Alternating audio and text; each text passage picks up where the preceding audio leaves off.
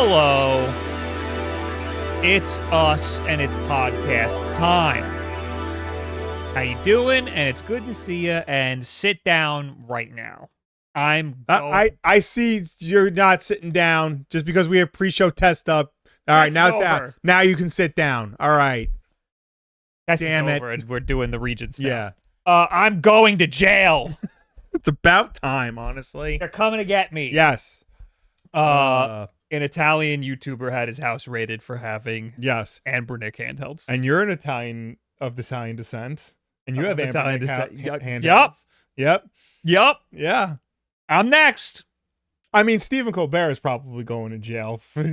So you're next. They're coming after everybody. I'm going to get deported back to Sicily.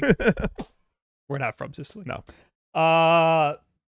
I'm going to get deported back to the middle of Long Island. Anyway, that's what we have to talk about today. Among other news. Look, be real with you. Not really the most exciting news week this past week. So I tried my best. We got Stop Killing Games bullshit going on too. Yes. The law is out to get you. Yeah. Everything you love is illegal now. Yes. So might as well do crime. Ubisoft saying they can't do Stop Killing Games. Yes. What else? There's a lot of Xbox sucks now. All of a sudden, they've sucked for a while. They just keep finding new ways. I've been on board with them up until about 2 weeks ago. What else? Zelda has a cast. Yay. The oneX Sugar. Yes. I pre-ordered it. Okay. We'll get into all of that stuff. Yes. Also, there was a Pokemon Presents. I noticed that is all the way. Because I added it last. And you know what? I care about that the least. It's not nothing in there that I care about exciting. at all. It's never exciting. Yes. So anyway, that's it. I'm going to organize some of these topics. All right. In the meantime, tell me about how I'm going to jail. Okay. We sure wait. We say hello to the people? Say hello to people. I'm sorry. I'm all over the place. Because he's just so afraid he's going to jail. That, and also I'm afraid at any minute now the stream's going to crash because this has been going well so far. Right. Because of the jail. What I'm doing is I'm streaming to YouTube first, and then I'm flinging it to Twitch. Oh. Doing things a little differently. Okay. And that means the YouTube stream is at 1440p. Wow. But I noticed the frame rate's still weird. Mega Man, thank you for the 46 months. Yo, take my money for that bail. Thanks, dude. I appreciate it. Kira, thanks for the 35 months. Yo, what's up, bros? Been a couple months. Life stuff, you know. Hope y'all are doing good. You think we getting that Nintendo Direct this week? Also, please don't go to jail. I will cry. Not this week. Yeah. I'm thinking next week. Nintendo always announces it at the last minute though. Yeah. So on a Thursday they'll be like, "Hey, we're having a Direct tomorrow," and then there'll be the Direct sometime the next day. I would be pretty surprised if it drops for this week. Last week was Donkey Kong, right? Yeah. Yeah. So we knew it would be after Donkey Kong. Give it a little bit of breathing room, I say. What we do know... Also, we had the Pokemon Presents. Yes. So what we do know is that it will always be at an inconvenient time for us. Yes. It'll never be at a time where we can talk about it on the show in a timely manner. It'll always be about a week late by the time we get to it. Correct. You could probably watch the Nintendo podcast, though. They do it now whenever they want, it seems like. They don't have a schedule. What else? Blackbird, thanks for the 35 months. Hey, Wolf Bros. I just bought/moved to my first house. Any words of wisdom? Also, DK Bonanza is awesome. Oh my God. Congratulations. First, God, what do you even do? I had a lot of complaints when I first moved in. Yeah. You know what the thing is? Everyone tells you that buying a house is better than renting. For some people. Yeah, exactly. Yeah. Not for everybody. It's not always. And that's okay. It's also not always the smart financial decision. Yeah. But no, I mean, it's incredibly difficult moving into a house all of a sudden. Every problem is your problem now, and there will be problems. Learn how to become a handyman. I hope you're handy because you're going to have to be. YouTube will be your friend for at least the next 2 years. You fix everything. And hire people to do things if you can't do it. Yeah. It'll make your life a lot easier. Mm-hmm. And learn how to cook. Jeffrey Sorens, factor75.com / You hungry? 50. I can do it too. Jeffrey Sorensen, thanks for the 46 months. Danny Bag of Donuts, hey, how you doing? Thanks for the 7 months. Please stay out of jail. You're the only reason I have the Twitch app. Underscore, thanks for the 88 months. TC Smith, thanks for the Prime from yesterday. Anyway. All right. Tell me how I'm going to jail while I fix this. Italian YouTuber Once Were Nerd covers a variety of retro gaming topics, but his reviews of Anbernic devices appeared to be the straw that broke the camel's back. According to the YouTuber, customs enforcement officers from the Guardia di Finanza, sorry, Mom, showed up at his home and office on April 15th with a search warrant to investigate promotion of pirated copyrighted materials. They seized a variety of Anbernic, Powkitty, and Trim UI gaming handhelds from his collection. In total, more than 30 consoles were taken. The creator, assuming he didn't do anything wrong, complied with the demands, providing a full transcripts of his conversations and chats with gaming handheld manufacturers. The officers also took his phone, promising to return it in a few days. It was returned 2 months later on June 15th. According to the video... Months? Yeah. Months. This happened a long time ago. Yes. According to the video, officials are not required to disclose what exactly the charges are or who brought them until the initial investigation is complete under Italian law. At that point, the case is either dismissed or goes to trial. The complaint specifically mentions reproduction of copyrighted material from Nintendo and Sony, and the case may originate from the agency itself. However, in the meantime, officials have the option to shut down his channel even before providing any wrongdoing. This is a scary prospect for any creator who has spent years building a channel, and unlike YouTube copyright strikes, there's likely no remedy. Once Werner never published sponsored reviews of Anbernic products. I hate when the words sponsored and reviewed are next to each other. Yeah. Because that's not a thing. Yeah. It's not a review. Yeah, that's exactly. A sponsored video. Yeah. So, anyway. This is how most reviewers remain impartial, although he claims to have taken things one step further by not including any affiliate links in his content. Okay. So what is the problem? Currently, officials contest that his review of the Anbernic devices like the RG Slide, which often, but not always, ship with micro SD cards filled with copyrighted ROMs, are punishable under Article 171 of the Italian copyright law. This law, which was originally written in 1941, when Mussolini was in power, allows for a maximum punishment of 15,000 euros or 30 million Italian lira, since the law predates the euro, and 3 years of jail time. Okay. So the fact that he could possibly be having Anbernic devices with all the ROMs on it. The contraband ROMs, yeah. I have been very critical of Anbernic since the very beginning of me getting these handhelds. Mm-hmm. I used to, every time I would get one with games on it, I would say, stop giving me the games on here. Mm-hmm. You're going to ruin this for everybody. Just give me a blank slate. I'll put my own ROMs on it. Thank you very much. Yeah. You can't sell a device with ROMs on it. Now they all come with ROMs. And I got tired of saying that in every single fucking video, so I stopped saying it in every video. But yeah, they gotta stop. So some devices will give you the option to get it with with a micro SD card or not. Yeah. If you get it with the micro SD card, it just comes with games. Yeah. And they don't necessarily say that. They don't advertise it. Yeah. Right. So I wish that they didn't do that. Like that, some people, I mean, obviously people would love to just get thousands of games, you know, but it's easy to put the games onto yourself. And it puts the onus on the person downloading the ROM, basically. It puts the illegal part on the piracy, which is where it should be. The emulation console itself should not be a contraband device, but when they ship it with ROMs on it, and it becomes one. It becomes one, and it's going to ruin it for everybody. We're going to not be able to get these devices anymore. And just because they're shipping it with games I don't even want. They're bad ROMs. The ROMs that come on it are shitty, they're buggy, and there's thousands of just garbage games that I don't give a fuck about. So I'd rather just put my own ROM library on there. Pinology was saying he's skeptical of this whole story. I want to know why. Some companies that don't include ROMs like Retroid have resellers that then add ROMs still. Yeah, honestly, I care less about that because that's the reseller.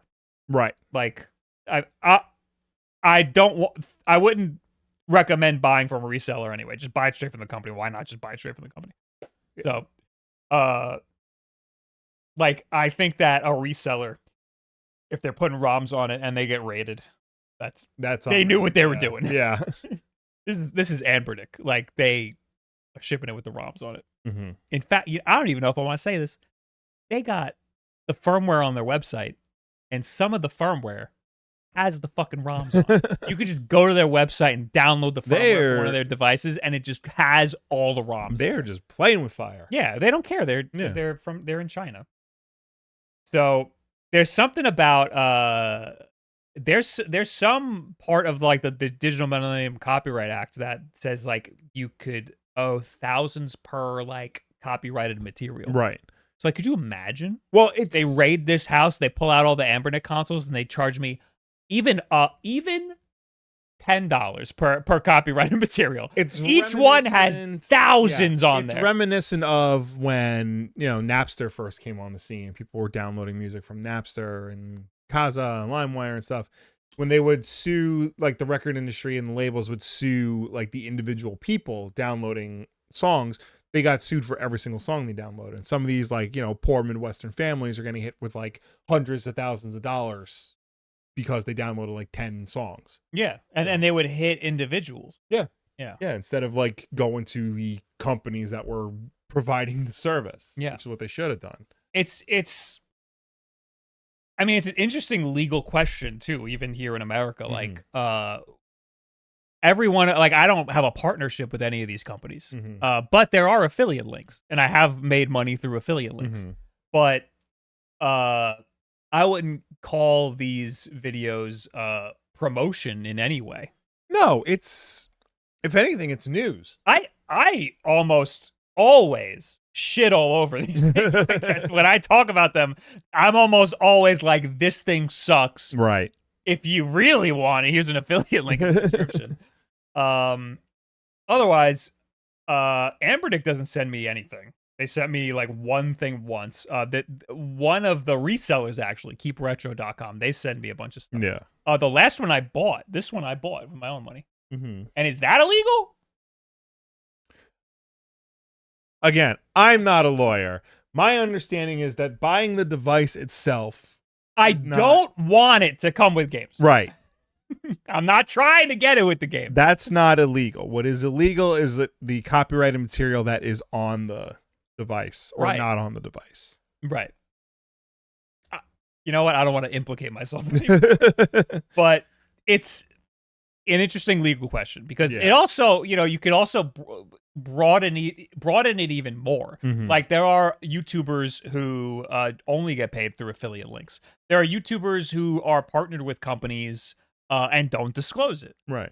So this guy is supposedly being raided by the Italian government because he had a partnership with Anbernic, but really all he's doing is just reviewing the thing, and he's even saying he doesn't have affiliate link. Yeah. So I don't know in what way he's partnered at all.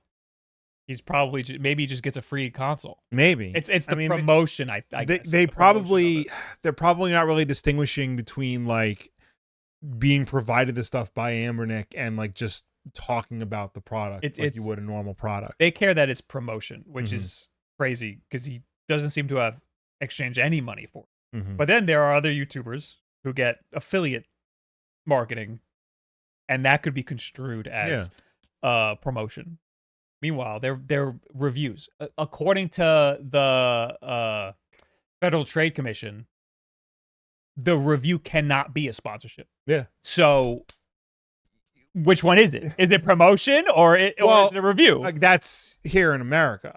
I know. I'm going back and forth Yeah. because I'm taking what happened to this guy in Italy and applying it to what could happen here in America. Because I think it's only a matter of time before this whole emulation industry just falls in on itself. Yeah, it's I mean, it's very surprising they've been going for as long as they have been. It's been like 5-6 years now since these first started getting popular. Oh yeah, it's been a long time. Yeah, it's been a very, very long time. Yeah, and like they've skirted by basically because nobody was really paying attention. Because no one was paying attention, and they're all in China. Yeah, and somebody in the chat mentioned Retroid doesn't sell it with ROMs. A lot of these Android-based ones don't sell their consoles with ROMs on it, and I think that they should be commended for that. That's the way it should be. It should come with the emulators on it, and you put your own ROM there, and then and it's still easy to do and easy to figure out. Hopefully, sometime this week, I will have my next video is gonna include some resources on how to get ROMs legally. And if you have any ideas, please put it in the chat and make sure that I see it. There's like some GitHub that I found that has a list of like Steam games that have ROMs and how to extract the ROMs. There's itch.io, which has, Game Boy Advance, NES, like homebrew games and stuff.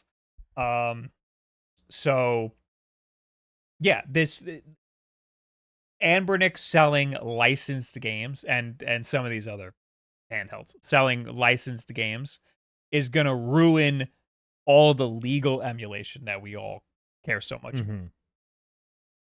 Anyway, Wave, thanks for the 34. I appreciate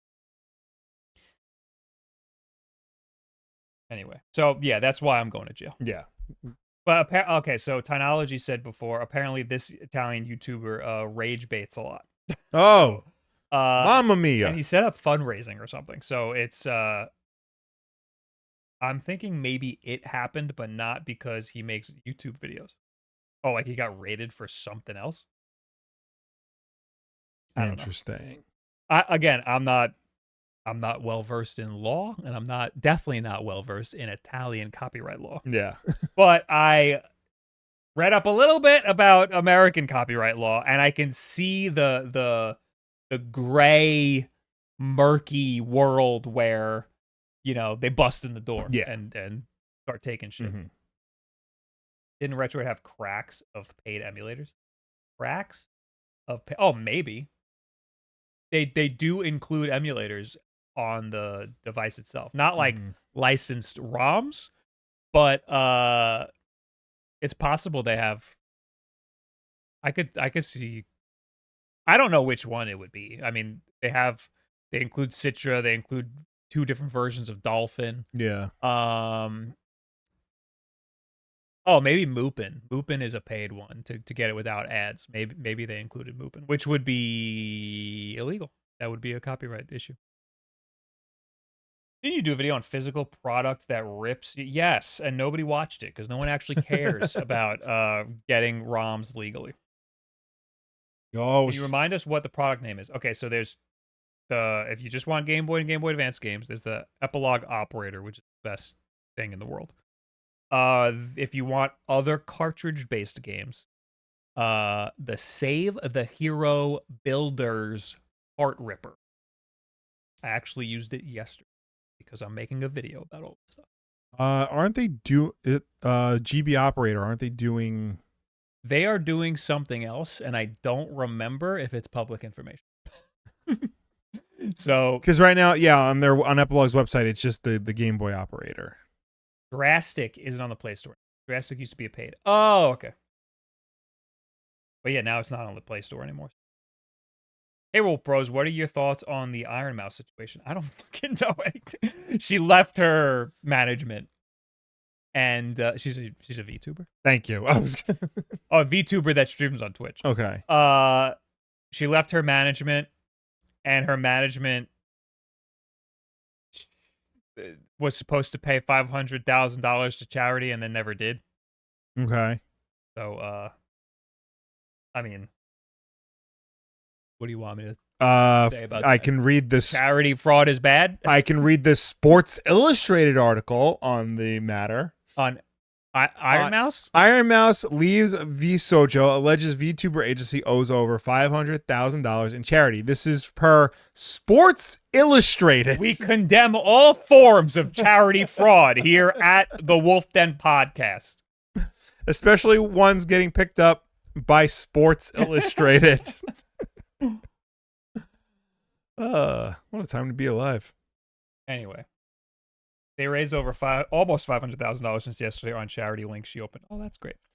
These VTubers seem to be getting absolutely screwed by their management companies. Yeah.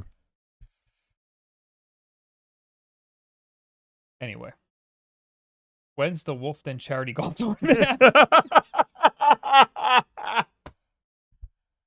It like I'm never fucking doing anything for charity. It's never happening. Because no matter what, he's gonna defraud it. I need the money. I need to take the money. I can't just not take the money.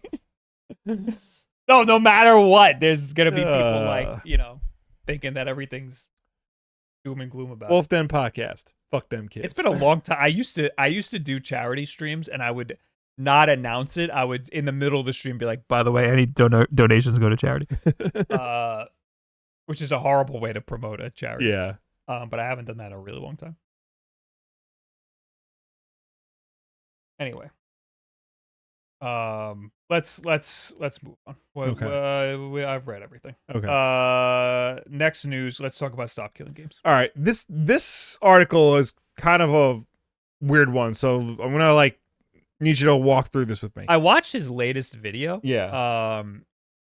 And the summary seems to be that some companies and some people in the EU are trying to fight against it a little bit, and there's some people in the EU who are supportive of it.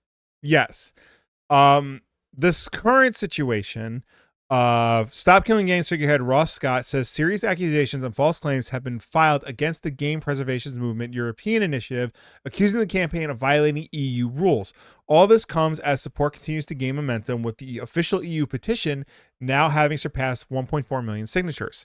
Scott discussed the latest developments in a video update on YouTube, revealing the Stop Destroying Video Games EU initiative, which he reiterated is distinct from the Stop Killing Games campaign and has its own organizers, despite often being discussed under the same banner. They had received a serious accusation from an anonymous source. Specifically, Stop Destroying Video Games has been notified of a transparency complaint claiming its campaign violates EU rules by failing to provide clear, accurate, and comprehensive information on the sources of funding for the initiative, exceeding €500 per sponsor. Stop Destroying Video Games is accused of including a false no funding declaration on its petition, and it's being accused of systemic concealment of major contributions. So yeah, now I'm remembering what this was about. So Stop Destroying Games exists because the Stop Killing Games guy can't have a real initiative in the EU because he's not from the EU. Yeah. So there's actual people who are running an actual EU initiative called Stop Destroying Games, which is similar on purpose. And what's the guy's name?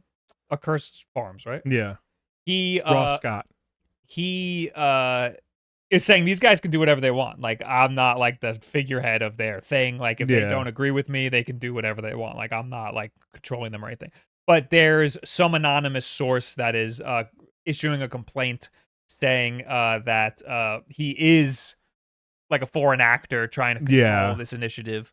And also they're claiming that he donated a lot of money in relation to his time. They calculated that he works 15 to 20 hours a day on this, which is impossible. Yeah. And they calculated he's worth $30 an hour or some shit. So it ended up being they just made up some amount of money that he donated with his time. The complaint also provides evidence based on several seemingly off-the-cuff statements made by Scott and some imaginative maths that his involvement equates to 63,000 to 147,000 euros in professional contributions, and as such, a failure to declare this supposedly significant source of funding violates EU rules. Yeah, so I guess you're not allowed to fund it. Mm-hmm. I guess if you're foreign, I don't know. You're not allowed to fund it. And they're claiming he funded it via his time that he worked on it. Yeah. Which is like such a fucking stretch. Yeah. So the real tea is that this anonymous complaint is most likely a big game company. Yeah. It's most likely, it is 100% like corporate AAA video game companies like trying to sow dissension among the ranks. Or there's some sort of sabotage. There's some sort of EU video game like conglomerate. Mm-hmm. Like an ESA type thing, but yeah, they have a name. I forgot what they're called. I don't care. They're all bad. So it's probably them. Yeah. That's issuing. Or let's be real here. Could just be Ubisoft. It could just be Ubisoft. Yeah. Because a lot of this is about Ubisoft. Yes. And Ubisoft responded. Yes. Ubisoft's own shareholders have directly challenged the publisher to respond to the huge swell of support behind the Stop Killing Games initiative. Consumer movement generated by Ubisoft's decision to take the crew offline last year. The game's preservation movement was motivated by Ubisoft's decision to shut down the crew last March, preventing access to both its multiplayer and single-player content due to its always online nature. More controversy followed shortly after when the publisher began revoking customer licenses to the game, permanently removing it from their libraries, and preventing hopes of resurrecting it through private servers. So, regarding the petition, we operate in a market, says Ubisoft CEO and dumbest man in gaming, Yves Guillemot. And whenever we release a game, we provide a lot of support for that game. We also provide a lot of service to make sure that game is accessible and remains playable 24/7. Guillemot suggests that the publisher already provides information regarding the game and how long the game can be played, and pointed out that it also added an online connection required warning to the front of the box, as well as explains that the company can cancel access to one or more specific online features upon a 30-day prior notice in fine print. Guillemot also told shareholders it offered a €1 fee proposed to all buyers of the game. For just €1, they could buy the next version of the game. As GameFile points out, this appears to be in reference to the sale last year that briefly sold The Crew 2 for $1 or €1. What does that have to do with anything? That's just them saying like, oh, we're in good faith. We sold a game for $1. Yeah. We're telling people that, you can't play the game you bought for more than $1. Buy this game for... Yeah. Yeah. That's this kind of issue is not specific to Ubisoft. Guillemot added, all video game publishers are faced with that issue. You provide a service, but nothing is written in stone, and at some point the service may be discontinued. Nothing is eternal, and we are doing our best to make sure that things go well for all players and buyers, because obviously support for all games cannot last forever. The lifespan of a piece of software, whenever there is a service component, eventually services may be discontinued, because eventually the software may become obsolete over time. Guillemot concludes, a lot of tools become obsolete 10 or 15 years down the line. They're no longer available, and that is why we release a new version, and we also have a version 2 and then a version 3, but clearly this is a far-reaching issue, and we are working on it. There's so much like BS in there. Yeah, no, it's a non... Yeah. It's just a non-answer at all. Yeah. And like, I understand it from the perspective of Ubisoft. They don't want to do any work or put any money into something like this. Yeah. Because the biggest, I guess, criticism of Stop Killing Games is that, so the whole thing is, we don't want game companies to shut down the servers for a game. We want that was bad. Game companies to allow the ability for us to play the games we buy. Whether, it doesn't necessarily have to be full online features, but the ability to access and play the game in some capacity. There needs to be an end of life plan for games. Yes. So that what happens now, a game, if they don't want to support it anymore, they pull the plug and you just cannot play that game anymore. Yeah. So what we would like in the future is for there to be an end of life plan where they make the servers public, or they give you a tool so that you can host servers on your own computer or something like that. This is the direct quote from the Stop Killing Games FAQ. This is what they want. We are in favor of publishers ending support for a game whenever they choose. What we are asking for is that they implement an end-of-life plan to modify or patch the game so that it can run on consumer systems with no further support from the company being necessary. We agree that it is unrealistic to expect companies to support games indefinitely and do not advocate for that in any way. Additionally, there are already real-world examples of publishers ending support for online-only games in a responsible way, such as Gran Turismo Sport and Knockout City. So he even lists examples of games that do it right. Right. So what did Knockout City do? I'm assuming that they just... I remember when this happened, they made a big statement and of what they were going to do. So the argument against this is that they would have to put resources into that end of life plan, and they'd have to plan a little bit ahead and figure out how they would release this sort of stuff to the public. Yeah. Really, you just need to allow home brewers to work their magic. Knockout City implemented private servers. Okay. So if you really wanted to play the game online, yeah, you could do it yourself. Right now, it's potentially illegal to hack a game and make your own service. Yeah. Right now, it is impossible to play Mario Maker 1 levels. Mm-hmm. You just can't. Yeah. You turn the game on, it just closes. Honestly, that's what Stop Killing Games is all about. You know, you bought Mario Maker, you paid money for Mario Maker, and now the game you bought is unusable. So I think we just talked about this last week. There is Pretendo, right, which allows you to put the game back online, and it's private servers for your Wii U. Mm-hmm. So you still need to upload these Mario Maker levels to Pretendo and not the official Nintendo network. But Nintendo would love for Pretendo to be illegal. Yeah. But it could potentially be illegal because the Digital Millennium Copyright Act is so murky and gray. It seems like everything's fine because once they end the life of a system or a service, there is some language that says you're allowed to mess with it, but there's also some language that contradicts that a little bit. So we just want more protections. We want something in writing that says we are allowed to mess with this, or better yet, Nintendo or these other companies give us a tool to let us play these games however we want to play them, if you're not going to support it anymore. So, again, we're not in the EU. No. George McFarlane, I sniped you in the chat. He said it's also Europe. So who even cares to begin with? Well, motherfucker, they're the whole reason I got USB-C in my phone. Yeah. I love having USB-C in my phone. They're the whole reason why now you can get emulators on iOS. They're the reason why Fortnite is back and allow for third-party payment systems. Because EU has the good consumer protections. Yes. This whole initiative is happening in the EU because America has bad consumer protections. Yes. They side with the corporations. Mm-hmm. This whole initiative is happening in the EU because that government is better at putting these companies in check. But hey, we're going to start getting Coca-Cola with cane sugar in it. Wait, really? Yeah. That's cool. Because it's better for you. Our leader of health in this country said so. Oh. The guy with the brain worm. They did something good. I'm still not going to drink soda.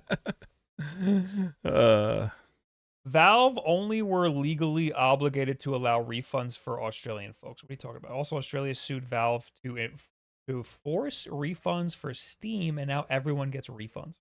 That's interesting because Australia hates video games. Notoriously. Yes. Yeah. Even in Canada, if you cancel a service, they're required to refund prorated from that day. Will you continue the podcast from jail? No. I will. Don't tell him. I'll sneak in here. This is a public service announcement. I am not suicidal.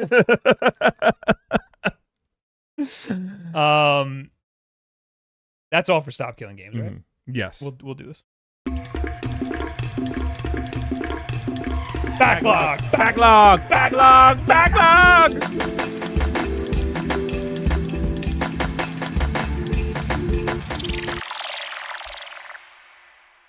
Hey guys, it's backlog time. Will, what's that? Backlog is a segment of WULFF DEN Podcast where we go through our entire video game collection, a collection of 1,050 games over 40-ish years of existence on this planet. Today we're going to pick one at random and talk about it, regardless of whether or not we've played it. 457. 457. That would be Berserk Boy for the PC. This is a newer game. I have not gotten the chance to play it. I know this is a Bob game. This is a Bob game. Tell me all about this Bob game. Hold on, I gotta pull up a video of it. So it's Mega Man with punching, or am I thinking of something else? You're close. Okay. Mega Man with punching is Gravity Circuit. That's what you're thinking of. Okay. This game is pretty similar to Gravity Circuit. This is Mega Man with a little bit of punching. There are different abilities and stuff that you get in this game. So it's an indie game. It's very Mega Man-ish, maybe a little Mega Man Zero, but there's also like you basically your whole character transforms into your different abilities. The very first ability you get is this like electric ability. And it has this like cool like dash effect and stuff. This is made by Zoo, who is pretty fucking cool. I did an interview with him at PAX one year. Okay. Actually, I played the game and I liked the game first, and then I was like, "Oh, you're gonna be at PAX? Let's do a little interview." So this game, it's Mega Man-ish, but you can see the very first ability that you get is this like really cool like dash kick thing. So you're like running around the level. It's a 2D, action platformer. Metroidvania, they call it. I wouldn't call it a Metroidvania. Is The Google says high-speed action-packed platformer with Metroidvania elements. Okay, because there is no backtracking at all, and there are definitive levels in the game. So there's nothing Metroidvania about it. So yeah, the very first ability you get is this electric ability where you can like dash into an enemy and then you hit like an electric button to like make them blow up. So it's a little bit like Gunvolt in that respect. Outside of that, the next ability that you get is some like fire ability thing, and you like punch a guy and they like burst into flames. And I think I got one more ability after that. I'm like halfway through the game, but it's very, very good. And as you can see, most of the game is like Mega Man style levels where there's like spikes and stuff, and you're just kind of traversing through the level. There's a lot of platforming, and with the platforming, you are also fighting the bad guys. And then each level has a pretty like badass boss fight that is also Mega Man style. Okay. So, how would you rate it in terms of difficulty compared to like Mega Man, but like other similar games? It's extremely forgiving because there are no game overs. Oh, cool. So it's there's like some small platforming elements that might be pretty difficult. Okay. But the boss fights are not really that difficult. Okay. As far as I'm only like halfway through the game. So the boss fights that I've come across haven't been that crazy. I'm trying to find at least one part where there's like an actual boss fight. Let it be known, Bob Wolf did not unalive himself in the... Okay, we're not reading that. Yeah, this is, again, like a Mega Man style boss fight. Maybe like a Mega Man Zero style boss fight. Okay. And I think that there's like weaknesses and stuff, but it's a very linear game. Right. There are definitive levels. You can't really like jump around between levels like you can in Mega Man. It's kind of just level 1, level 2, level 3. Or I guess it's more like Sonic, where there's like an Act 1, Act 2, Act 3. Got it. And it just continues. There are like upgraded abilities and stuff that you can do. You can like you get this like currency, and in between levels you can like upgrade your abilities and add more like skill more to your skill tree or whatever. Yeah. But really the core mechanics are just the traversing the levels and doing the awesome boss fights. And I guess you're like juggling a lot of your abilities. I play this a lot on my little silly keyboards and fight pads that I have. And it works great for those. But there are some platforming sections where you have to rapidly switch between your abilities, and that's when things start getting pretty difficult. Yeah. But it's cool to like start to master all of the different movement between all of the different abilities. So it's a cool spin on that like a Mega Man style retro indie formula. Okay. So I think this is one of the best games that came out last year or that I played last year. And I'd highly recommend it. It is frequently on sale. It's on sale right now on Steam for $10. You can get it in it's definitely worth $10. You can get it in a bundle with Gravity Circuit for $16. Get that, because Gravity Circuit is also amazing. We didn't do an episode on Gravity Circuit, right? No. Gravity Circuit fucking rules. Yeah. It's also available on PlayStation, Switch, and Xbox if you're a console boy or girl or in between. So yeah, I highly, highly recommend Gravity Circuit. I'm going to jump back to that. Gravity Circuit works with Portmaster, so you can play it on your retro handheld. Like you can play it, I think, on this. Wow. I don't think Berserk Boy. I don't think they figured that out yet. Check out Berserk Boy. It's great, and Zoo is cool. He's the guy who made it. Yes. Solo dev, I think. Bye. Bye. I do have a follow-up to last week's backlog. Okay. Breaking news. What was? You remember last week? It was Fallout 4. Okay. I remember how I wondered aloud whether or not you had taken it out of the shrink wrap. You had not, in fact, taken it out of the shrink wrap. I thought for sure I at least booted it up once. No. I took, like I said, I took it home because I thought I was gonna foolishly like play Fallout 4, even though I had not seen the TV show. It is still there, still in shrink wrap. So I don't know if we're ever gonna. No, now that it's been open. No, then sell that on eBay. Get like I'm looking on eBay now. It's definitely not worth anything. That game sold so many millions of copies. Not. Wait until the PlayStation 6. Then for some reason it's gonna be like worth $100. I'll never get over the fact that Resident Evil 2 on PlayStation 1, one of the best selling games on the system, is still $70. Yeah. Like, why? Well, I mean, I'll never get over the fact that Super Mario Brothers sold for $2 million. Yeah, but we know that's a scam. Yeah, that's true. My friend Mike is clearing out his parents' house, and he has been sending me pictures of like stuff. Like, do you want this? Do you want? Today he sent me just the box for Pokemon Gold and Pokemon Silver, and I said, "You should sell that." Yeah. I looked on eBay. $200 for just the box. Wow. You'd be surprised like what people are paying for like useless video game crap. A buddy of mine, but they're also hard to get. Yeah, but like it's the box. I know. I'm fucking killing myself that I stapled the box to Metal Gear Solid for the Game Boy Color to my fucking wall. Hey man, I ripped it apart and I was like, "This is a cool box." And I stapled it to the wall. Oh, that's why kids are dumb. That's why you should never let your kid do anything ever. Yeah. Anyway, here's the oneX sugar. This stupid Where thing. is it? So this thing is that DS clone. Transformer. 3DS clone. None of these are good pictures of the thing. It's hard to take a good picture of it. Just show me the DS part.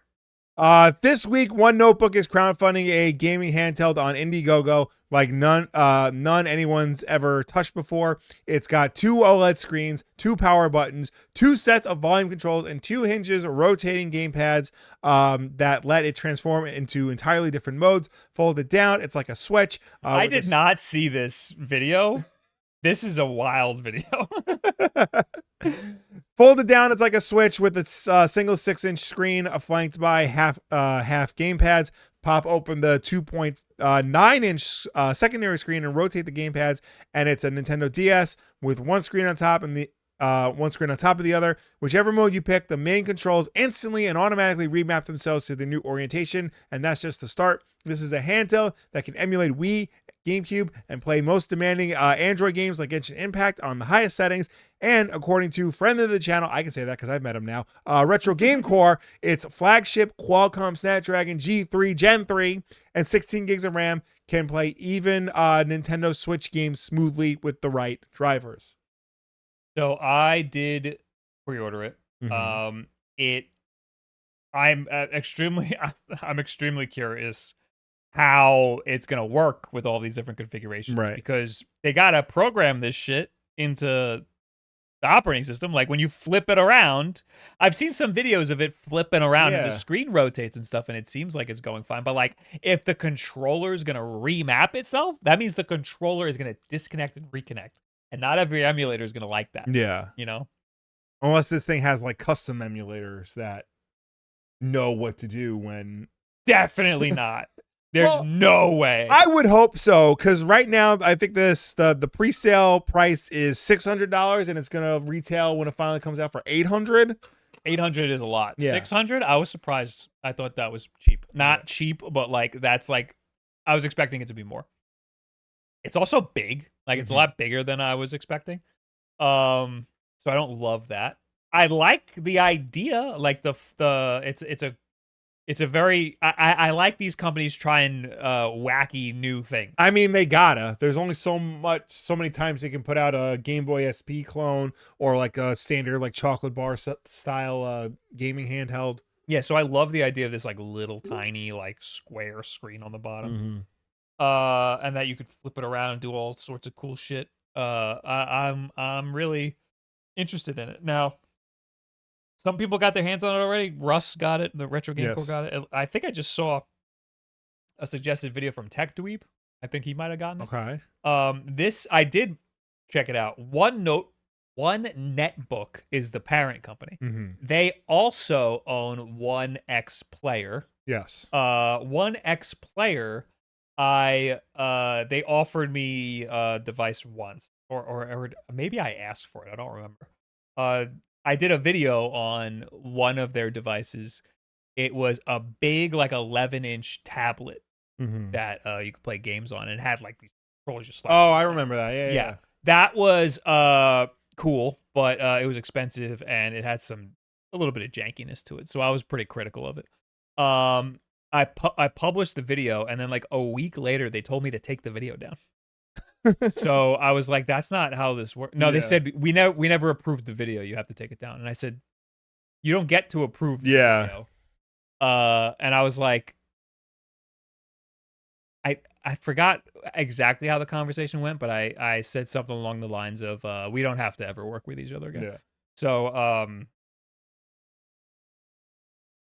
they never responded after that, and I'm never getting one of their products again. But I am interested in this, so I am gonna buy it and check it out. But I'm gonna get it super late because I'm getting it from the Indiegogo campaign. So, if only you would just do what they say. I know. If I was a lot nicer to these companies, I would get a lot more of these things earlier. Ambernick stopped sending me stuff. I gotta pay for them now. I get them late. Yeah. Fucking what else? I got a whole bunch of shit like so late. Sony doesn't talk to you anymore. Sony doesn't talk to me anymore. I don't blame them. I don't like them. I don't like them at all. Think about it from their perspective. They could just... These things are expensive. And it's a marketing thing to give them to somebody for a review. So why wouldn't they give it to somebody that they know is going to be nicer about it? Why would they give it a grumpy old Bob if they're just going to give it to him and he's going to just shit all over it? I mean, even when I do a review and I am really critical about something, people still buy the thing because I'm telling people what issues I have with it, but it's framed in a way like this is my issue, but you might not necessarily have the same issue. Like maybe you don't care about that sort of thing. So, what was the last thing? I was late on the Ambernicks. The Magics. They tried to send it to me. But I got sketched out because it came from a Gmail email address, and they asked for my address, and I got sketched out by it. But I believe at this point, I believe it was legitimate. But I do want to check that out. Although I hear it might be a little jank and I might not actually like it. I've had a brand that thanked me for my critical review of their product. I was shocked. Honestly, MSI. MSI flew all these fucking guys out, and everyone shit all over it when we were there in front of them. Yeah. And they were very excited to get shit on. To receive all that criticism. They were writing everything down, and like also they showed us what they fixed from the previous model based on our feedback. So even though MSI, there's a lot to be critical about with their PC handhelds, they took it well and are trying to turn it around. So there's plenty of companies that are good for that, but also at the same time, again, there was something else. There was another like company that was getting shit because they're only giving devices. Oh, it was Nintendo, wasn't it? They're only giving pre-release stuff to influencers that they know are going to say nice things. Mm-hmm. That's like normal. Yeah, that's like normalized. It's up to you, the audience, to recognize when somebody says like free product or hashtag Nintendo ambassador or whatever, that they might not necessarily be what's the word I'm looking for? Genuine, but like part of that is you have to form a relationship with the person that is making the video and try to get the vibe of whether or not you think you would agree with them or whether or not they would lie to you, basically, because a lot of people are just lying to you because they benefit from getting free product from the companies, getting paid by the companies, or getting affiliate marketing from the companies. Because if some people are incentivized to always gas things up, to always be like, this thing's great. You should buy this thing. Everybody should buy this thing right now. You know? And I think that every time someone does that, every time someone's like, you should buy this thing right now, and they're wrong and you shouldn't buy the thing, that takes a couple of points off of your social credit. You know, like every time you go, you should buy this thing, and you're wrong about it, you lose credibility from those viewers. And that's a great way to make a lot of money quickly and then crash and burn. Anyway. That's this stupid oneX sugar thing. I'm going to get it, but it's going to be a while. Right. Next news, Xbox had movies. Yeah. Not anymore. For well over a decade now, Microsoft has used its movies and TV service to allow Xbox and PC players to rent or buy films, but suddenly, that's all come to a screeching halt. The company has confirmed that it will no longer be providing this service on PC or Xbox, although existing purchases will be honored, meaning you'll still be able to watch them. Xbox users have been getting this confirmation via a message on the console, and Microsoft has provided a more detailed FAQ on the company's official website. Microsoft has offered movies and TV shows like for purchase on Xbox since the 360 era. Sony has the same thing with PlayStation. You know, as part of the whole push like for games to be like multimedia devices. So it's been there for almost 20 years at this point. And now all of a sudden Microsoft's like, no. Just stop. Out of nowhere. Either. I don't blame them. No one knew about this. I did. A lot of people no did. Fucking idea. Because I have a Movies Anywhere account. Like if you buy movies on one platform, it'll like sync with all of them.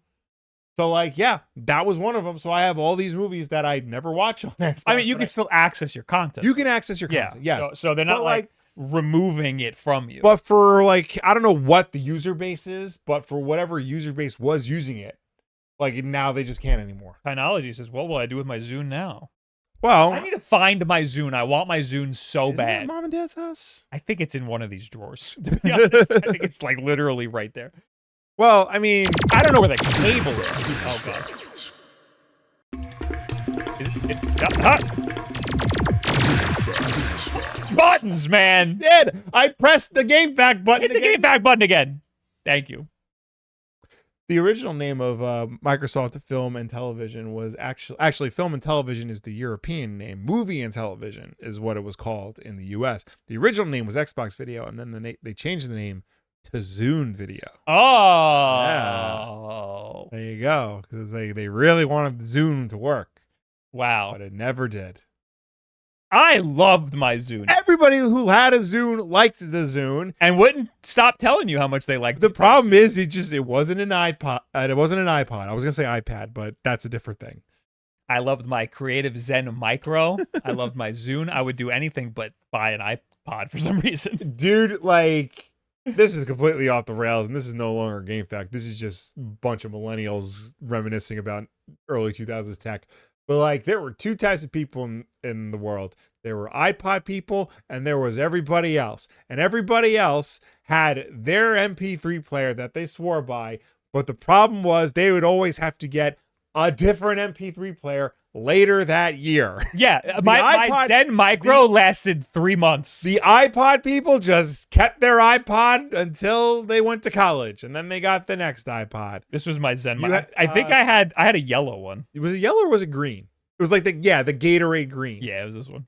This thing fucking ruled. It had a real SSD in it. Yeah. Or I think it was a spinning drive. Yeah, and that's the iPod had spinning drives. And that's why it died. Because I had to replace the hard drive, and then I did, and it still didn't work. So I had to put the whole thing. My original iPod lasted me like until I was in college, and I dropped it in a puddle. Yeah, that's because it's an iPod. This is a Creative Zen Micro. My Zune, though, I'm pretty sure still works. I check on it every once in a while, and it's still got all my songs. You had that, but everyone else I knew had like the Dell jukebox piece of junk. This is the Zune that I have, and I have I have a white one. I have a white one. But that was it, yeah. And it fucking ruled. The whole thing behind the Zune was it had Wi-Fi, and you could share the songs. Yeah. With someone else who had a Zune. The problem is no one had a Zune, and that was a stupid feature. Why would I ever share any songs? You have a bug in your hair. Do I still have a bug in my hair? Oh, he flew away. I might grab a dog to snatch this bug out of the sky. I would laugh. So yeah, if you bought movies on Xbox, you can't anymore. You still got them, but you can't. I tried through Netflix or something. Yesterday, I spent the entire day, second I woke up to the second I went to sleep, to try to get a video to play on my Windows 95 computer. And I failed. God, what like format would you even use? Oh, great question. There's someone made a homebrew player for MP4s that works on an old computer. It did not work for me for whatever reason. You need AVI. Ah, yes. But even that doesn't play. You need to update your Windows Media Player, but even that requires internet in order to download certain codecs. Right. So at the end of the day, I got a video to play at 1 frame every 7 seconds. WMV? Wrong. I'm sure you tried it, but what about like an MPEG? I did. Yeah, I did try. It did not work. WMV is also what I thought would work right off the bat, and no. I think WMV was after Windows 95.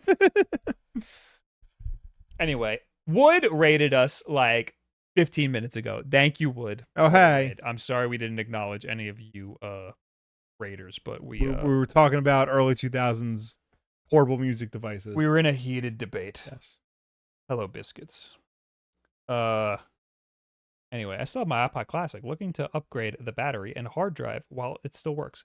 There's a huge market for people who want iPods and who like soup them up. Yeah. Like you can buy like souped up iPods that have USB-C and Bluetooth and stuff. I think an iPod can support up to 4 terabytes of hardware of like storage. So like people will mod it with like terabytes, yeah. Or 4 1 terabyte SD cards and just like throw all their music on there.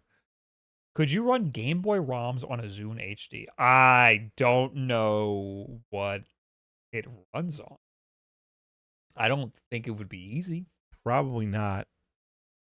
It's not like Android or anything. No, it's it's probably some proprietary Yeah. Microsoft nonsense. Doom. I'm almost positive somebody put Doom on. I vaguely remember somebody playing Doom on a Zune HD. I know people played it on an iPod. Yeah. Yeah, playing Doom on a Zune. Reddit. Is it HD or regular? Regular. Anyway, next news. Ubisoft CEO names son as head of new subsidiary. Yes, we're back to Ubisoft. Ubisoft has named the co-CEOs of its new Tencent-backed subsidiary, including current Ubisoft CEO and dumbest man in game, Yves Guillemot's son, Charlie Guillemot. The French publisher announced the unnamed subsidiary, which is part owned by Tencent after a 1.16 billion euro investment earlier this year. The aim for the subsidiary is to oversee Ubisoft's three biggest IPs, Assassin's Creed, Far Cry, and Rainbow Six, and act autonomously from its parent. On Wednesday, Ubisoft named Charlie Guillemot as co-CEO of the new venture. Charlie previously led the Ubisoft-owned mobile studio Alliant before leaving to co-fund Web3 indie firm Ugani and rejoining Ubisoft earlier this year. He will be joined as co-CEO by 35-year company veteran Christophe Durenes, who is the former head of the successful Montreal studio and Ubisoft's managing director for North America. According to Ubisoft, Charlie and Christophe's main responsibilities will be to define the strategy and vision for its brands and create the right conditions for the teams to operate at the highest level. Speaking to Variety, the new leadership team was asked to address concerns of nepotism regarding Charlie's appointment as co-CEO. Charlie Guillemot responded, "I'd like to address this question directly, if I may. I am completely understand where it comes from, and I want to be clear about it. Yes, I am Yves' son. That is not something I hide from, but my appointment is not about family ties. It is about what Ubisoft needs at this moment." What Ubisoft needs is to not be under the control of the Guillemot family anymore. Yeah, there's a lot of Guillemots in Ubisoft. It's run by the family. Well, I mean, the family started it, and they've kept a tight grip on it through various hostile takeover attempts and whatnot. But it's shockingly clear that they don't know what they're doing anymore. So in this case, it sounds like this is a subsidiary that is just focused on managing the brands, like the Pokemon company type deal. I guess so. I mean, that's all we know about the company. It doesn't even have a name. Yeah, it sounds like they're not making games or anything. They're just handling other things that are related to Assassin's Creed, like the movie and toys. And There's a new Assassin's Creed TV show coming to Netflix. Yeah. Oh, they probably have a hand in that. Yeah. Anyway, but good on you, Charlie. Good luck. Hopefully you're not as dumb as your dad. More Ubisoft news.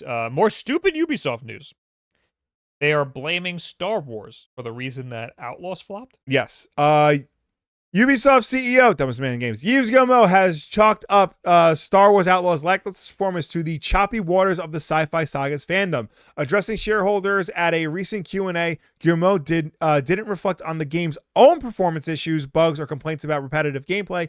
Instead, saying Outlaws was released at a time when the brand that it belonged to was in a bit of choppy waters. Guillemot did not make note of the game's own technical problems on arrival. For example, IGN, who this article came from, gave Star Wars Outlaws a 7, highlighted repetitive content and far too many bugs at launch. Furthermore, the game was mired in controversy when Ubisoft was accused of pushing an agenda, resulting in polarizing comments around the developer/publisher and the game long before it was released. Woke. It was being accused of being woke because she was not hot. I don't think it was broken. I think it required a lot of system resources and didn't really need to. I don't think it was a little ugly. But like, think I it was don't. any more broken than like any other Ubisoft game or any other like open world game at the time. I don't think it was more broken. There's a lot of AAA games that are like way more broken, like Yeah. actually technically broken. Yeah. I was playing this on handhelds, and it was like a little ugly, but like that's it. Yeah. Like it really wasn't bad. There was some jankiness to like the combat and stuff, but like I thought it was charming. I didn't mind the jankiness. As far as I know, anybody who played Star Wars Outlaws like genuinely liked it. Like they may not have called it like their favorite game of the year or like ranked it among the best Star Wars games, but it was an enjoyable experience. DC Fat Cat in the chat says no lightsaber, not Star Wars. You're the problem. Yeah. I don't entirely disagree that people are generally down on Star Wars as a whole, and that could be part of why Outlaws didn't do as well as they hoped. I think they shot too high for Outlaws. Yes, because I agree. It did sell a lot. Right. It just didn't hit some weird arbitrary number that they had. Right. I also, they probably also spent a lot of money making the game. They made it a traditional Ubisoft open world game. It did not need to be that. No. The traversal of it, it's you literally just you riding your little like hover motorcycle across from point A to point B. Yeah, like you don't need to do that. This could have been a linear experience with some openness to the location. For the most part, it was linear, but you're right. The linearity had you like do a lot of like weird just traveling from point A to point and there was B. a lot of nothing between. There was nothing you did between point A to point B. And it was a lot of it, there were a lot of like unnecessary side quests. There was a skill tree that like barely mattered in the end. We said the game was good, and it is. It's just Ubisoft loaded it with a lot of fluff that didn't need to be there. I mean, when they first announced it, they tried to make it look like it was No Man's Sky but Star Wars. Right. Like you can just get in your little ship and you go from the ground right into space and then right to the other planet, which is not how it works. It like kind of like it's like a Starfield almost how you exit a planet. But the story is pretty linear, so you do go from planet to planet to planet. Yeah. So it really isn't like you hang out on a planet, you get to see what's on the world, then you can go wherever you want. You kind of have to go to specific places. So they shouldn't have marketed it like that. They should have marketed it as a Star Wars story that you play through, not so much as this big sprawling world that you get to sandbox around in. I mean, one of the things I liked the most about the game was just like walking through the cities and like just being in the crowds and stuff. Like that felt very Star Wars to me. They could have had like open-ended levels that you can like walk around and stuff and have like cool things hiding from there, but they made it too big. Yeah, it was a waste. That's why like something like they had those areas where there was a lot of people and where where the mission was, and then there was like a whole lot of emptiness. Yeah.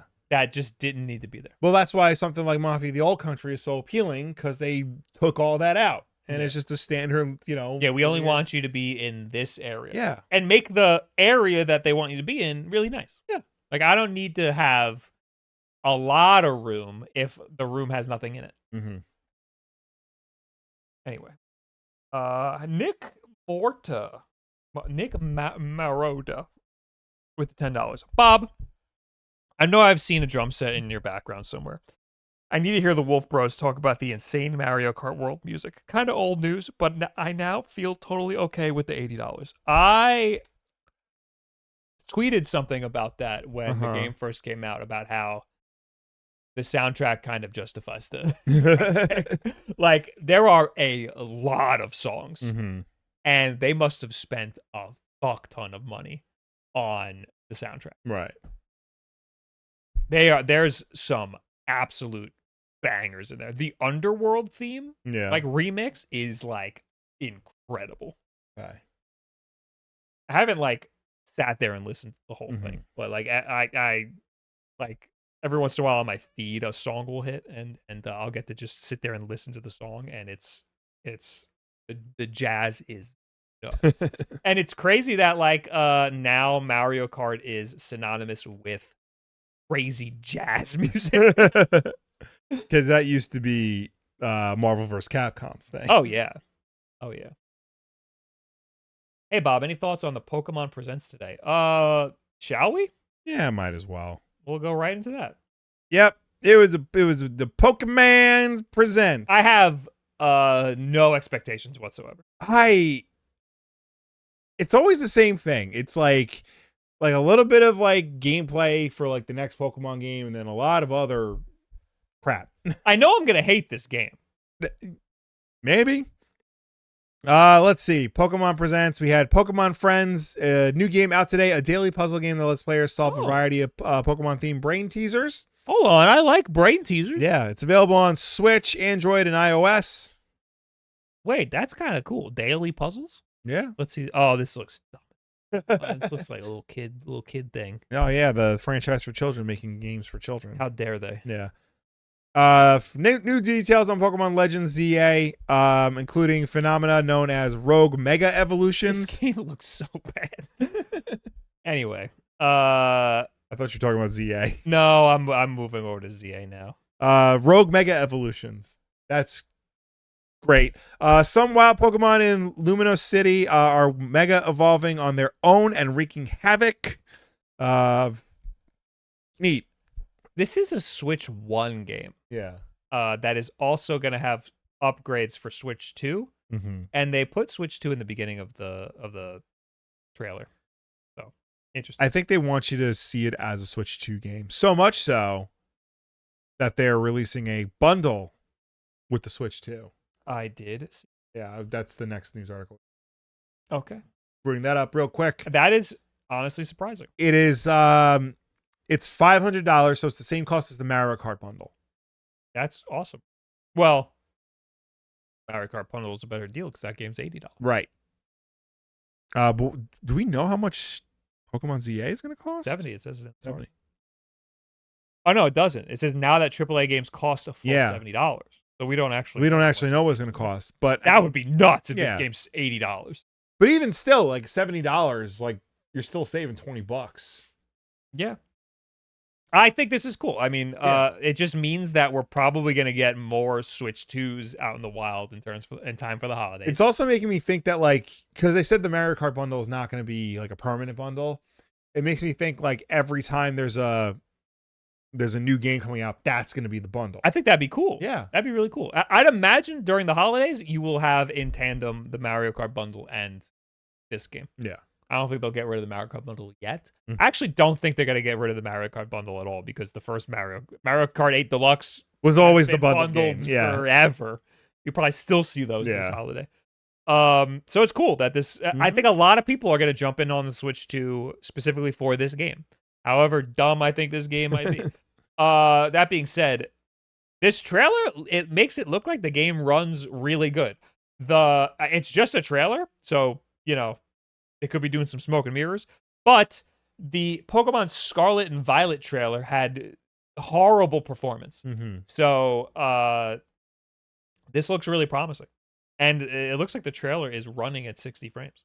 So it looks really smooth. It looks good, and that's probably why they put Switch 2 in the very beginning, because they're showing you that this is running on a Switch 2, and they're probably promoting the Switch 2 version because the Switch 1 version is gonna be fucking rough. Yeah. The last trailer was not Switch 2 footage, because this looks way better. Yeah. No, they're definitely promoting the Switch 2 version for a reason. Yeah, but it's interesting they like held off on it. Yeah. Yeah, I was never big into Pokemon. I haven't been big into Pokemon in like a really long time, since like Let's Go. Like I liked Let's Go, and then I didn't like anything after that. I wasn't a big fan of Arceus, but a lot of people were. Maybe this. Well, I liked a little bit of Arceus. Maybe this will fix some things for me, but I doubt it. Yeah, like Pokemon's in such a weird place because like people desperately want something new. They don't want the same game they've been playing for like 30 years. Yeah, they want an evolved version of that, for lack of a better term. I definitely do. Yeah. Like, I mean, I didn't like Power World that much, but I did like some of the things that it introduced. Guns. Guns. They give Pikachu a gun. No, but like in Pokemon Scarlet and Violet, is that the last one? Yeah. That one, you got to join up with your friends and like just run around the world with your friends. And that was revolutionary, except for the fact that the game ran like absolute dog shit when you joined up with your friends. If this game had something like that, that'd be pretty cool. There's no reason why these games can't have like things that a lot of other modern games have. Yeah. You know? Even if it is just a kid's game. Like, kids deserve good games. Yeah, too. kids deserve good games too. Like, if I was a kid, I think I would be a little disappointed with some of the latest Pokemon games.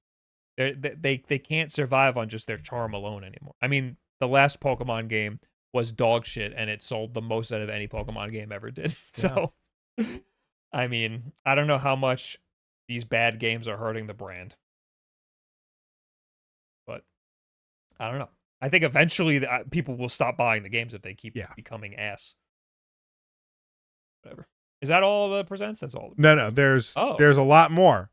There's Pokemon Champions. Revealed new details and gameplay features. I'm interested in this. This is like a battle. Yeah, game, coming right? to Switch, Android, and iOS next year. This is actually an interesting game. Yeah, it's basically Pokemon Stadium. It's Pokemon Stadium, but like you can like verse people on your phone. Yeah. And that sounds awesome. Yeah.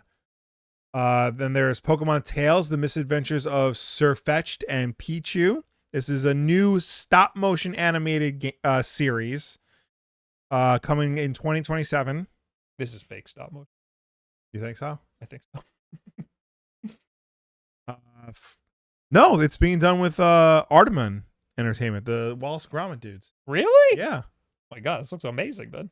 Yeah. They It's know probably gussed up. Yeah. But still. That's probably why it's going out in 2027 because it takes so long. Yeah. Pokemon Concierge, the Netflix stop motion series, is coming back on September 4th. Now this is real stop motion, and this people loved this. Yeah. And this looks really good. Scarlet and Violet, new Terra Raid Battles series is coming to those games.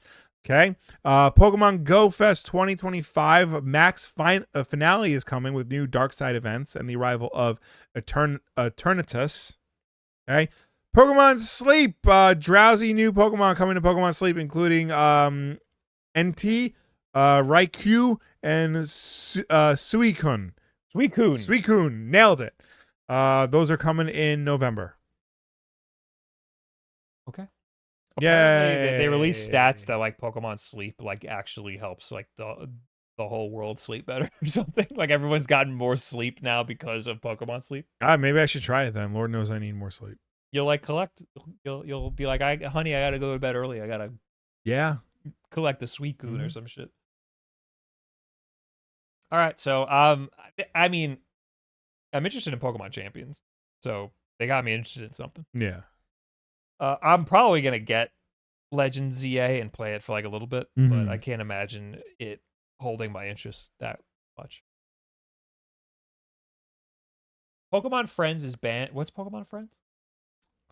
Is banned in my country, the Netherlands, on mobile. We do have it on Switch. €10 for base version, 40 with every DLC. How could it be banned on mobile?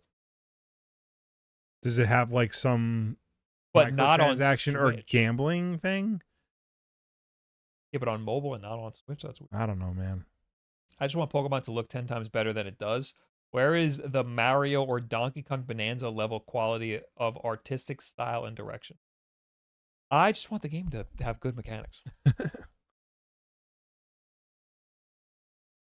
Oh, they also, yes, Chris Mack says the permanent real-life Pokemon theme park was... I saw this on TikTok.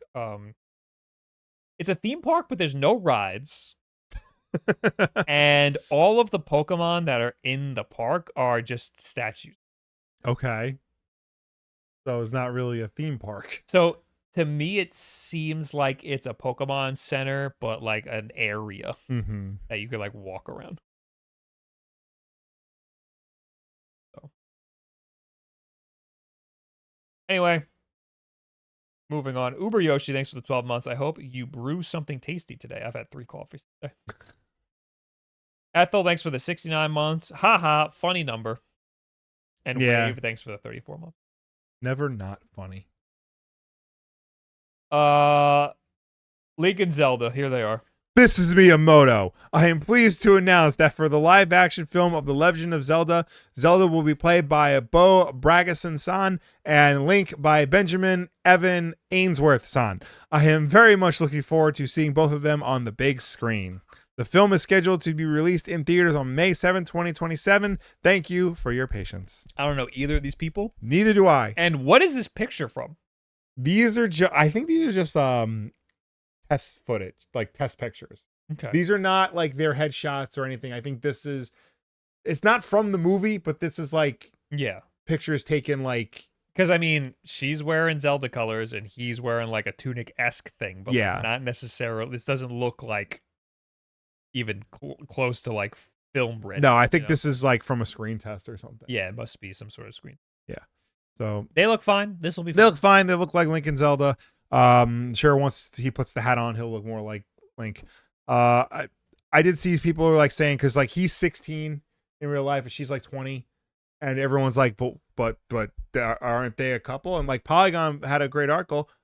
Link and Zelda are not a couple, and they never have been a couple. I can't think of a single time where they even entertained any sort of romantic relationship. It's always like outside material, like the cartoon or whatever, or the Philips CDI games have like hinted at that. But like in official Nintendo lore, like Link and Zelda are not ever romantically entwined. Yeah. And even Peach and Mario, they like there's some chemistry there, but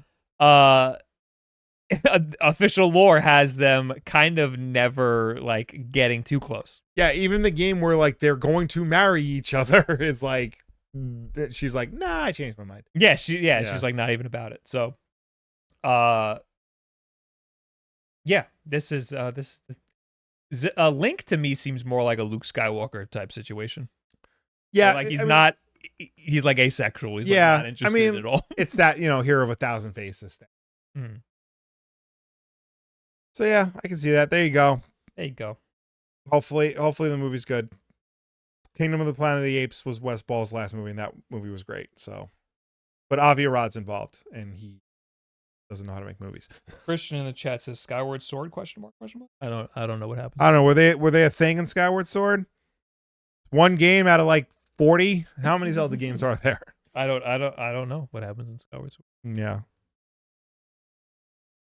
I hope we get Sheik. That'd be cool. What was her pirate name in Wind Waker? I didn't even know that was it. Yeah, you just spoiled Wind Waker. Oh, sorry. I never would have played that. She was a pirate for like half the game, and then like towards the end is like, oh shit, it's actually Zelda. Technology says Petra. Just some casual flirting, I guess, in Skyward Sword. Yeah. The closest Ayun and Zelda get, I guess Link and Zelda get, to being a couple is in Skyward Sword when they are just best friends who grew together.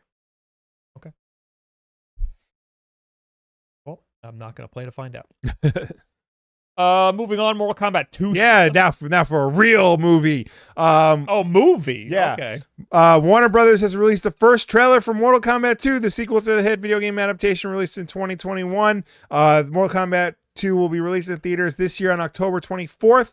While the original Mortal Kombat movie introduced several of the iconic fighting games characters, the sequel adds quite a few more. The Boys star Carl Urban joins the cast as Johnny Cage, a Hollywood playboy who's one of the most famous human characters in the series. Also joining the cast is Adeline Rudolph as Kitana, U-star Tati Gabrielle as Jade, Damon Herriman as Quan Chi, Martin Ford as Shao Kahn, Anthu Win as Queen Sindel, Desmond Haim as Kitana's father King Gerard, and CJ Bloomfeld as Baraka.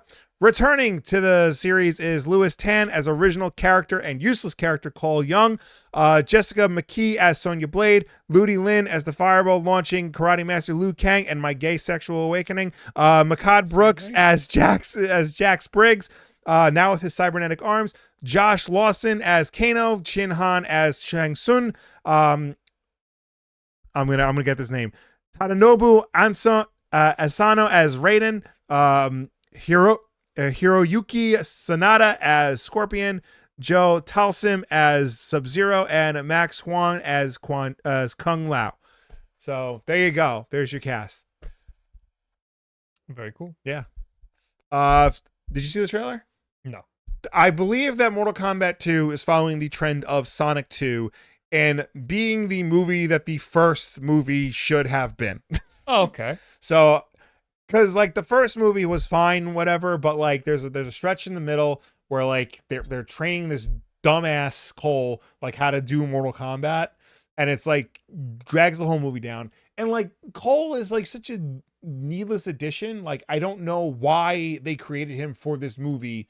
Like they needed like an audience surrogate or whatever. Yeah. But like that could have been Sonya Blade because she has a unique character arc in the movie. That could have been Johnny Cage. And now it looks like they're just doing that for this movie. Yeah. So thank you for wasting $100 million on the first one. Maybe this one will like get it right. It's interesting that they're even doing a second one. Yeah, well, I don't think the first one did badly. It came out in 2021. It was still the pandemic. It was part of Warner Brothers' whole initiative where like they were releasing movies day and date in cinema and on HBO Max. And like that was a financial disaster for them. But like I guess Mortal Kombat was successful enough by some metric that they're doing another one with the same creative team, no less. Okay. So. I am not interested in this slightest. I am going to. You like Mortal Kombat? I do like Mortal Kombat. I like Carl Urban, and I think he's a great choice for Johnny Cage. So I'm willing to give this movie a shot. Last news: Atari reveals Pac-Man edition of the.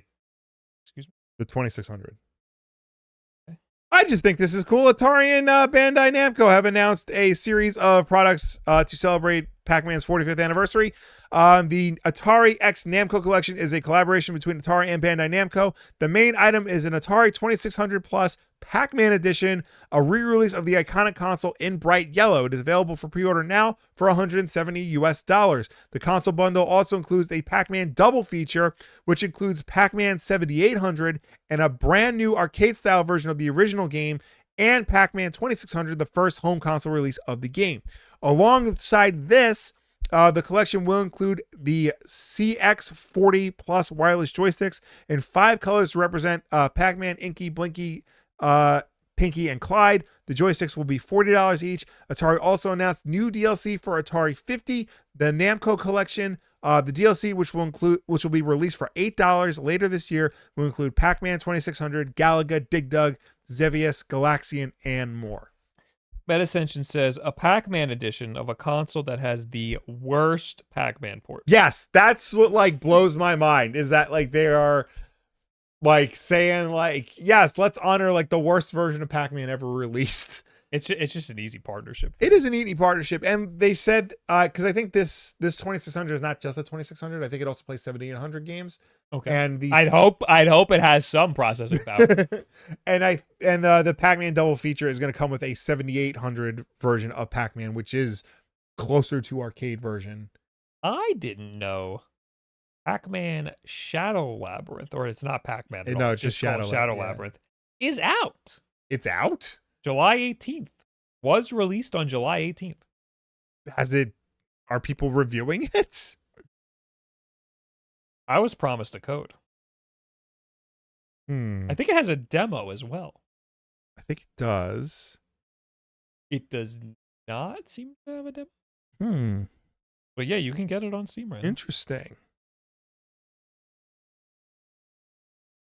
It was released on, it doesn't say anything about, like, Wikipedia doesn't have review scores or anything. Interesting. I guess nobody cares. No one cares. Nobody cares about the gritty reboot of Pac-Man. Yeah, I was promised a code. I'll buy it. I don't care. How much is it? Yeah, how much is it? $30. Interesting. Deck verified. You know, I'm checking my emails, and the same guy who I met at PAX, who promised me a code for the game, also, I met him at PAX in 2022. And I don't think either of us knew that we had met each other before. Nice. And then he gave me a code for Pac-Man World Repack. And I never claimed it, I don't think. So, anyway. You know what? I'll put it in the chat. I don't know what this code's for. I think Twitch is going to get it first. I'm sorry. Good luck. See if it works.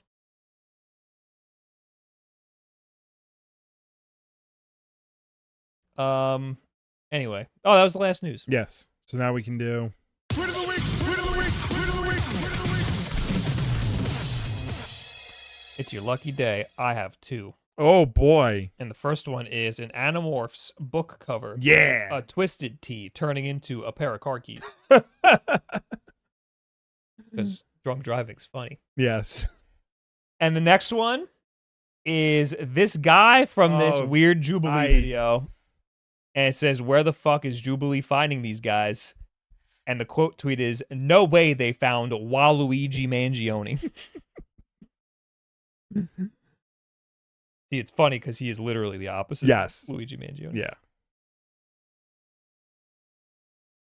Anyway, let me know if anybody claimed that Pac-Man game. Now we're going to talk to you. Yes.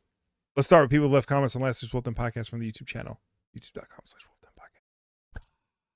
Also, Professor Rock, thanks for the 4 months. Take my Bezos money. I appreciate your Bezos money. Yes.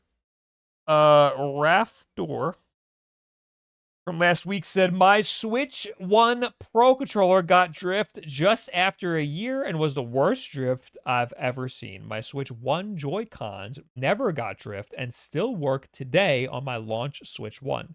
I stayed away from the Switch 2 Pro controller and have a GameSir Supernova that works okay. I still prefer using Joy-Cons as I can use them apart, one on each side of me, which helps with my shoulder issues. I was playing Donkey Kong in bed."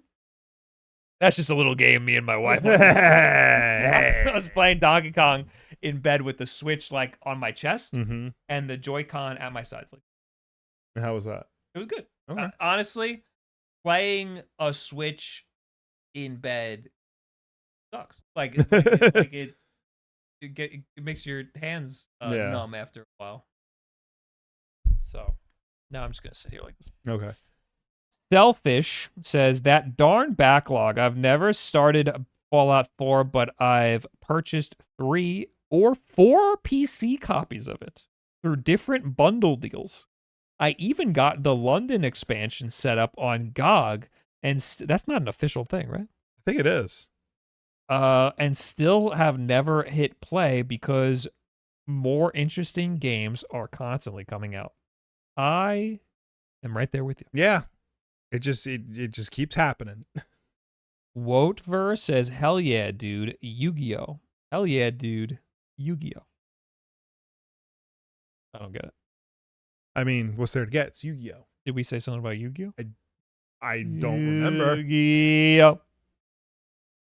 Warblade says, banning paying customers for overly expensive hardware and software will be the death of this generation of Nintendo users." I have to reread that. I don't understand. Banning paying customers for overly expensive hardware and software will be the death of this generation of Nintendo. I don't get that. Blaming me because someone else did something dirty with their hardware or software would make me stop spending money on Nintendo.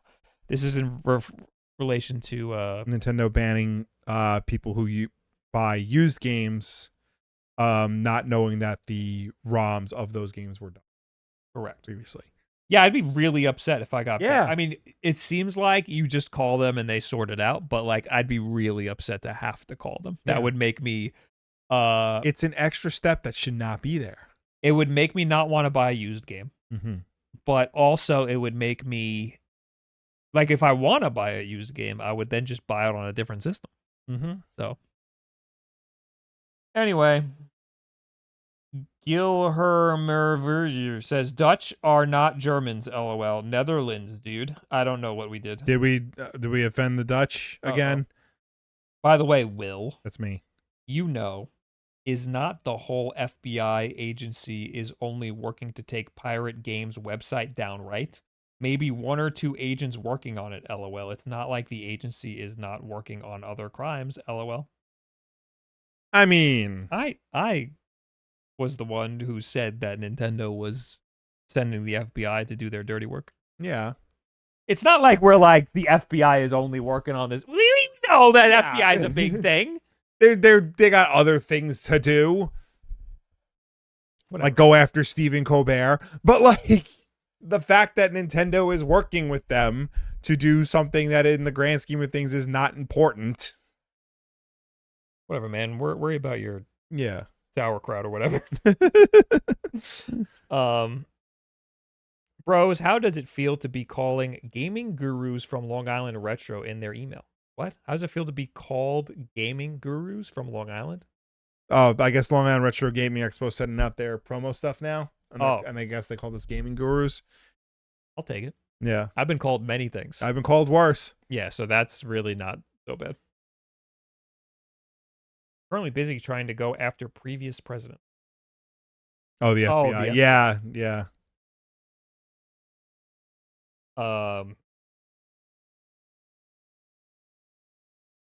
Sorry you didn't get the Nintendo playtest that starts this Friday. Let me know if you want any footage of it. I'm interested to see it. I'm sure. The I mean, first the last one, it wasn't for a game, right? It was just like a generic like test of like online stability. it was a game. It was a game. It was a game. It was a weird game. It was like a Miiverse type weird But yeah, thing. I'm saying like it wasn't like Splatoon or like Arms 2 or something. No, but it was like a virtual environment. You can like fuck around. Right. It was like a real thing. Okay. It was just weird looking. Like it looked like it wasn't finished. Yeah. But it wasn't like a known game. But I remember, did you give me your no, I think I don't know if I want to say who gave me their account. Oh, I remember now who gave me their account. I was offered someone's account to play the last playtest, Mm-hmm. and I ended up just not even doing it because it just like it sounded exciting, and then when it actually was happening, I was like, maybe this isn't as big of a deal as I thought it was. But I am interested to see what this online playtest means. Like it feels to me like a cool Miiverse or like PlayStation Home type like virtual environment, which I Yeah. think that would be really, really cool on a modern hardware. So I'm interested in that. I also really hope that Nintendo is fixing their online infrastructure because it is so rough. I want to be able to play Smash online and stuff, and it's Mhm. just like impossible to play. Retro handhelds are breaking into normie space. A buddy at work had a Trim UI brick out at lunch today, and a couple office ladies were asking a lot of questions about reliving their Game Boy Color heydays. I was playing actually the Trim UI brick on a flight. Where was I going? I was alone. The lady next to me, but she wrote on a piece of paper. Yeah. She wrote, "Is that a Game Boy?" Yeah. And I for some reason I thought there was a language barrier or something, so I went, "Yeah, it's a Game Boy." Yes. And then she's like, "Oh, it's a Game Boy." I was like, "Yeah, it's a Game Boy." Bob and Will, I was surprised you did not talk about this Steam introduces vague new rules banning certain kinds of adult content to appease credit card companies. Yeah, I saw I this, don't- but I- I wasn't sure like what the specifics were. There are a lot of porn games on Steam. It's yes. I was like, one came up in like the top 10 feed the other day, and I looked at it, and I'm like, oh, good thing the kids are asleep because this is hardcore. Yeah, I was looking up something. I was trying to find this one game that one of the Justins from Eon was explaining to me.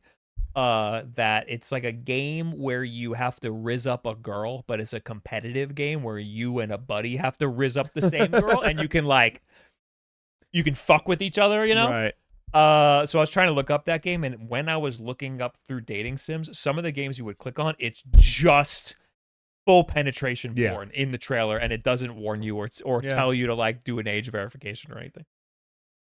Yeah, I know. So this story is I think some evangelical like groups got together and like forced credit card companies to like be more aware of like pornographic material that's available. And they got in touch with Valve, and like Valve like went through and like just purged a bunch of stuff. I mean, like Valve is open, like they're an open platform, like they let things like that on there, so long as it's not like rape simulators, as long as it's like consensual, like a regular porn site does. So I think they're a little bit overreaching in that regard. I don't know, man. Like whatever games you play in the privacy of your own bedroom is fine with me. Yeah, I mean, I don't know. Like, I think you should be allowed to do whatever you want. It's your money. Yeah. And you should be allowed to put whatever you want on to see them and buy whatever you want. There needs to be a little bit of regulation, but like, right. just for like really egregious stuff. Yeah. But for the most part, I say let it ride. But give us some tools to navigate. Like there should like maybe the like 18 plus stuff should be behind like a hard barrier. Also, too, like what isn't getting brought up, like it starts with pornography, like what we think of as pornography, But then because they'll often use will often use pornography as a blanket term for just things they find gross, like Oh yeah, queer content of what mostly queer content, or like Baldur's Gate, like there's yeah. sex in that game, Yeah. but they could try to say that that's like too much, like exactly. that's straight up Yeah. pornography. So it's the slipperiest of slippery slopes. Yeah. And then they'll have an affair with an altar boy in a bathroom, but you're the problem. Anyway, Will, did you see the Hellraiser game? I did. I am not a Hellraiser person. I don't really like know much about it. This did look interesting because it's a first-person horror game. It is made in conjunction with Clive Barker, the creator of Hellraiser. It looks like you want to talk about porn. Like this is not the Red Band trailer, but like it is. Thank God. They are like they're going at it in this. And what I know of Hellraiser, at least like the early films, is that it's very much steeped in like sexuality and like fetishism and the perversion of sexual desires and things like that. So it looks like Hell yeah. yeah, it's right up Bob's alley. So it looks like this is honoring that legacy. And they got the original Pinhead back to do the voice, which is cool. Oh, that's nice. Maybe I'll check out a Hellraiser or two. Again, I don't really know much about it. I know that Adam Scott is in one of the Hellraiser movies, and Henry Cavill is in one of the direct-to-video Hellraiser movies. So, quite the legacy. Oh, it is first person. Yeah. Very interesting. Cool. Yeah.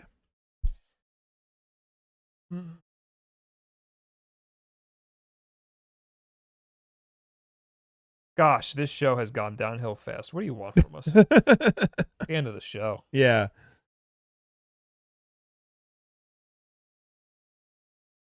Speaking of Yu-Gi-Oh, I think Takahashi was on record saying Hellraiser was an inspiration when designing Yu-Gi-Oh. He's got like chains and shit, right? Yeah. That makes sense. Any cool video topics you want to explore? No, I have a really wacky.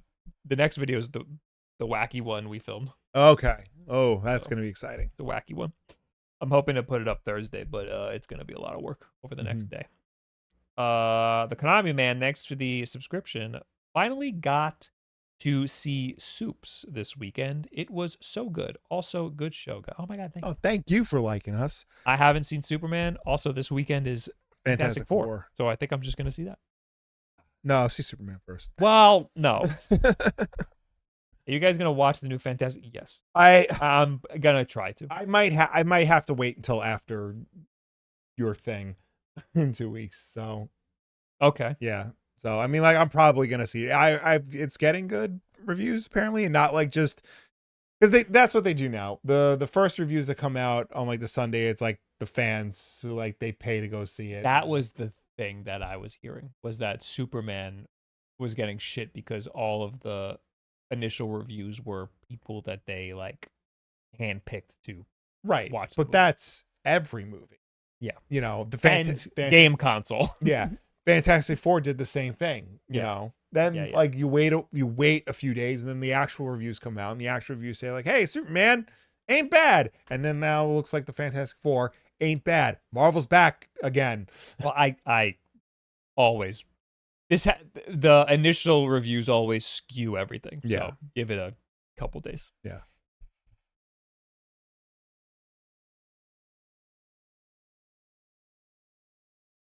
Seen the Pine Cones or Pico GB, turning the Pi Pico into an emulator. Pico GB.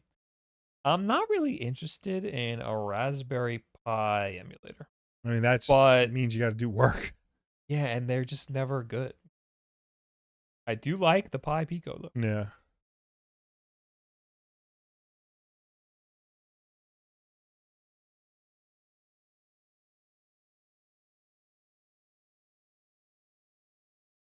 Yeah, I mean, I like that this looks 3D printed, but I don't think it's gonna, be that actually looks like a lot of work. I am interested. There's an FPGA open source project that I think looks really cool, that I'd like to explore one of these days. To be fair, it is crap but impressive. Okay. Good to know. Fantastic Four nearly showed the entire movie in the trailers. There's a lot of footage that's Yeah. like out there in public. I will say Superman, like the trailers that came out, like didn't really show a lot. That And is there's a good. lot of context missing from a lot of those. It's really so.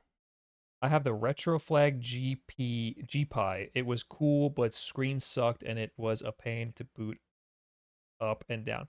I think I have that too, and I think I have an old video on it, and I hated it. I absolutely hated that thing. All right. Thanks for hanging out, everybody. Thank you for tuning in. Thank you for watching us. Thank you for chatting with us. As always, the WULFF DEN Podcast is every Tuesday night at 8 p.m. Eastern, right here on twitch.tv/WULFDEN or youtube.com/WULFF DEN Podcast. If you can't make the show for any reason at all, we always put the archive version up over on youtube.com/WULFF DEN Podcast, so you can go check us out over there on demand whenever you want. But if you prefer to listen to us rather than watch us, you can do that as well, because we're also an audio podcast on any and every podcast service, such as Apple Podcasts, Spotify, Audible.com, YouTube Podcasts, Pocket Cast, Overcast. The list goes on. But no matter where you get the show from, folks, please be sure to subscribe, rate, and review us, because that helps us with placement on all of those respective platforms. Is Overcast a real thing, or did you just say that? I'm pretty sure it's a real thing. Okay. Rating AJ. He is doing raid battles in Pokemon. I'll see you probably Thursday for a stream. Maybe I'm doing my colonoscopy prep, so I here will we be go. in a terrible mood because I will be shitting my brains out and not able to eat anything. Yeah. But maybe I'll stream, Maybe. and hopefully there'll be a video. Goodbye. Bye.